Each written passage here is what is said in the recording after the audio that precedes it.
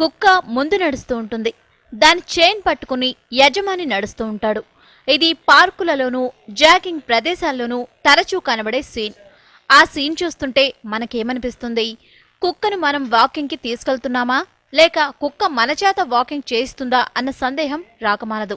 సరిగ్గా ఇలాంటి డౌటే వర్జీనియా యూనివర్సిటీ పరిశోధకులకు వచ్చినట్లుంది. వెంటనే సర్వే నిర్వహించారు. ఈ సర్వేలో పలు ఆసక్తికరమైన విషయాలు వెలుగుచూశాయి.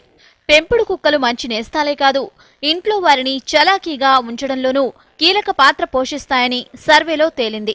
బద్ధకంగా సోఫాలో అతుక్కుపోయే పిల్లల్ని, పెద్దల్ని కదిలించి చురుగ్గా మార్చడానికి ఇవి ఎంతగానో ఉపయోగపడతాయని తేలింది. కుక్కలను పెంచుతున్న 600 మంది యుక్త వయస్కులపై చేపట్టిన సర్వేలో కుక్కలతో నడవడం, పరిగెత్తడం ఇలాంటివి మనిషిని చైతన్యపరుస్తాయని అధ్యయనంలో తేలింది.